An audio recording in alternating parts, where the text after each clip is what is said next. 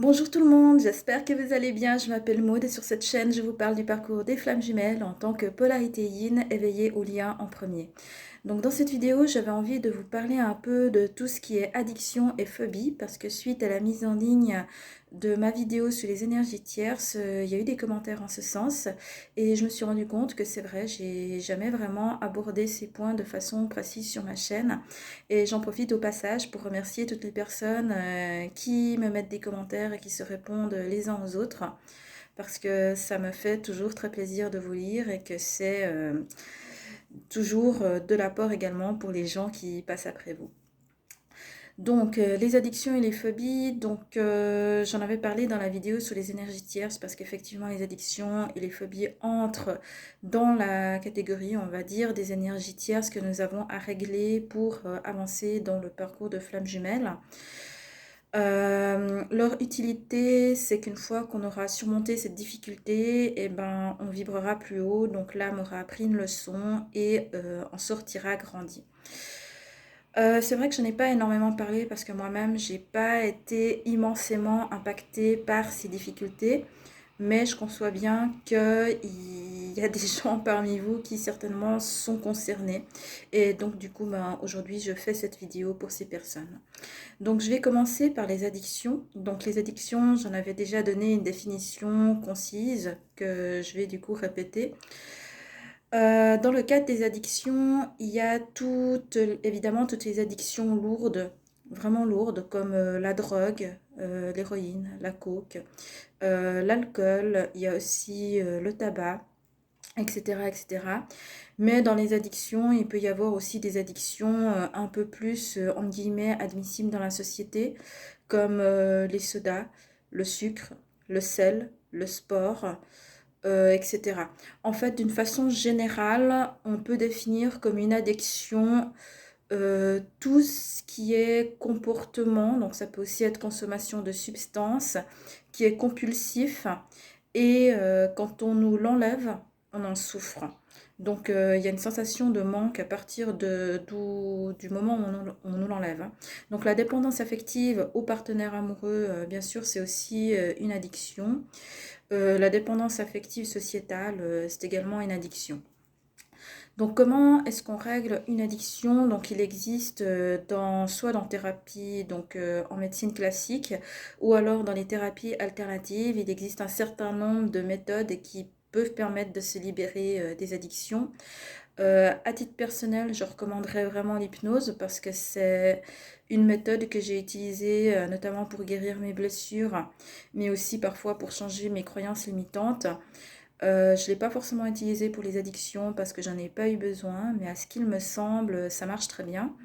Donc l'hypnose, évidemment, c'est plus efficace avec quelqu'un. Donc si on peut s'offrir une ou deux thérapies en étant accompagné, enfin une ou deux séances en étant accompagné, je pense que c'est très bien, mais pour les personnes qui n'ont pas les moyens, il existe également des hypnoses gratuites qui sont à disposition sur YouTube. Donc je pense qu'il suffit de chercher un petit peu.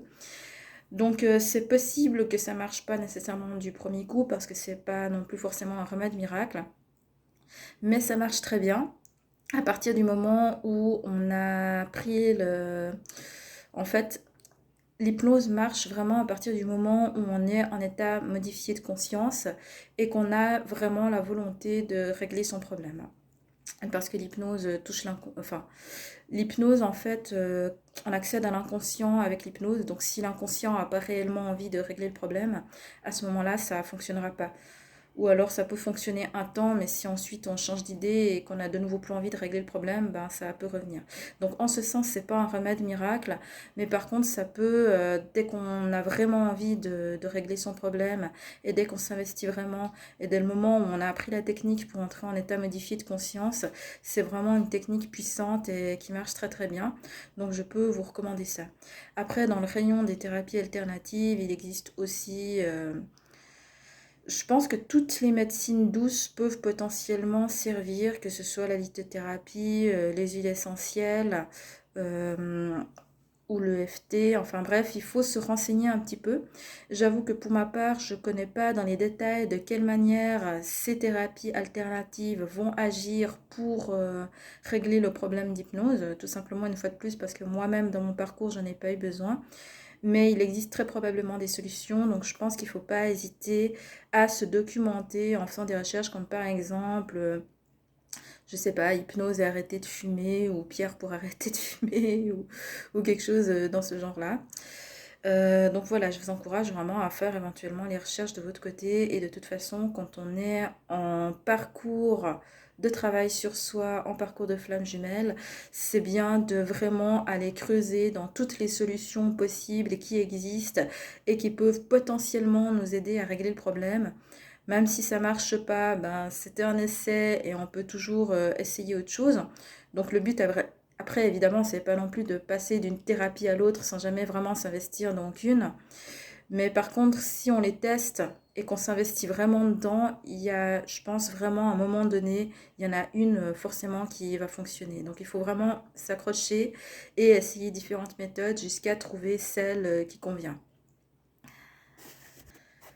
Aussi, sachez que quand on essaie de régler une addiction, c'est bien d'y aller progressivement. C'est-à-dire que ça sert à rien dans le sens où c'est très compliqué à faire de vouloir immédiatement s'attaquer à la plus grosse addiction, parce que si on fait ça dès le départ, en fait, ben forcément ça va être hyper dur et donc ben, ça peut être décourageant. Mais tout d'abord, en fait, de peut-être enlever toutes les addictions plus petites et plus faciles, en fait, toutes les addictions les plus petites, en fait, les traiter elles d'abord. Et tel que je le dirais dans mon expérience avec les phobies, mais je parlerai des phobies après. Je pense que si vous réglez tout le reste de vos blessures et que vous améliorez votre taux vibratoire sur tous les autres points possibles, par exemple en travaillant sur votre corps, votre image de soi, votre hygiène corporelle, sur l'hygiène de votre lieu de vie, que vous réglez aussi tout ce qui est tout ce qui est difficulté de quelque ordre que ce soit dans votre travail, à votre domicile, dans votre vie de tous les jours, que vous réglez potentiellement aussi des relations difficiles avec des autres gens. Bref, vous réglez le plus de choses possibles dans votre vie qui ne sont pas la grosse addiction qui est difficile à traiter. Et une fois qu'il y a tout le reste qui est en ordre dans votre vie, en fait, ça va à ce moment-là devenir plus facile de traiter la grosse addiction. Mais potentiellement, s'il y a quelque chose en fait qui est trop difficile à traiter, c'est possible de le laisser pour la fin, de traiter d'abord tout le reste. Et une fois qu'on est assez élevé vibratoirement, à ce moment-là, ça devient plus facile en fait de traiter l'addiction en question. Je ne sais pas si vous suivez les vidéos de Pascal Montagnac, mais à ce qui me semble, Pascal Montagnac avait dit que l'addiction pour le tabac, elle l'avait laissé en fait jusqu'à la fin. Elle a réglé tout le reste avec la méthode de Mello. Et ensuite, une fois qu'elle avait eu terminé de régler tout le reste, l'addiction au tabac, ben, elle a pu arrêter comme ça en fait, sans difficulté.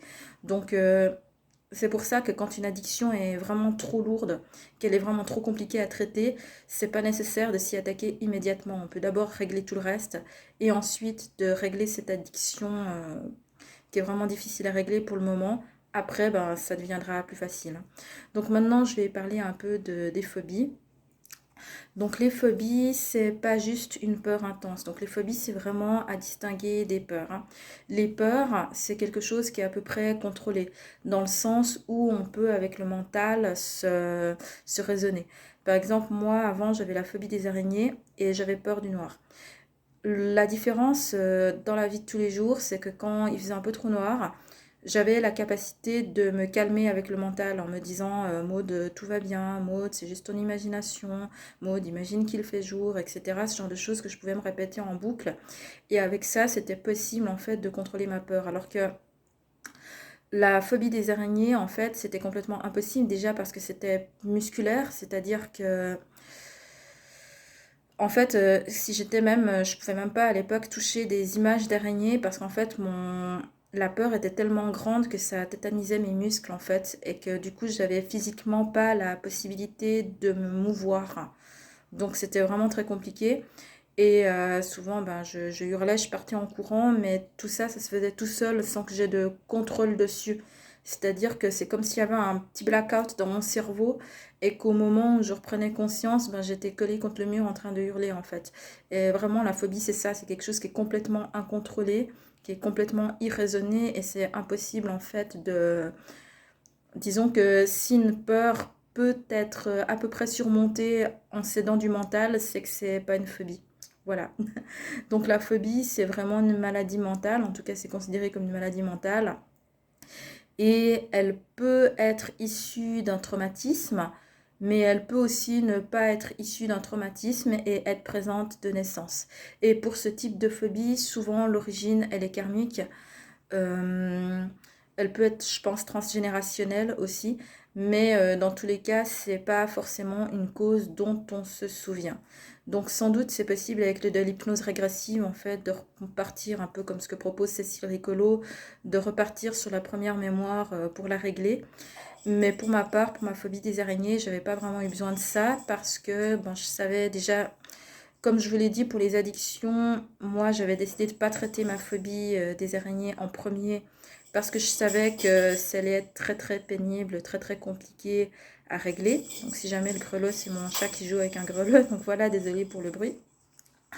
Je savais que ma phobie des araignées, ça allait être très très compliqué à régler et en plus, j'étais pas du tout motivée à faire une thérapie d'accoutumance.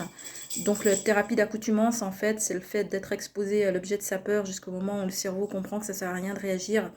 Mais c'est très très violent, en tout cas les premiers jours, c'est vraiment des sales moments à passer parce que on a tous les symptômes physiologiques en fait qui s'activent en permanence et on attend que ça passe en fait quelque part d'une certaine façon, un peu comme le mal de mer. J'avoue que j'étais pas du tout motivée à faire une thérapie d'accoutumance.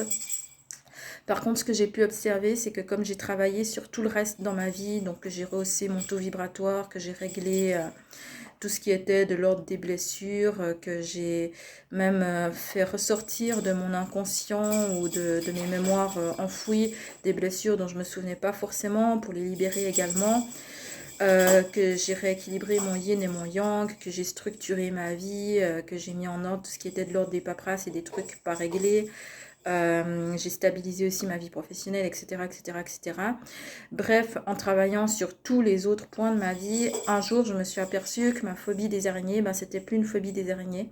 Je ne sais pas du tout à quel moment elle est partie, mais en fait, ce qui s'est passé dans mon cas, c'est que d'avoir travaillé sur tout le reste, ben, à un moment donné, je ne sais pas à quel moment ça s'est fait, mais à un moment donné, il y a ce truc-là, il est parti aussi. Donc, c'est-à-dire que je l'ai traité de manière indirecte, mais je ne sais pas exactement comment. Donc, voilà, ça c'est aussi quelque chose qui peut arriver.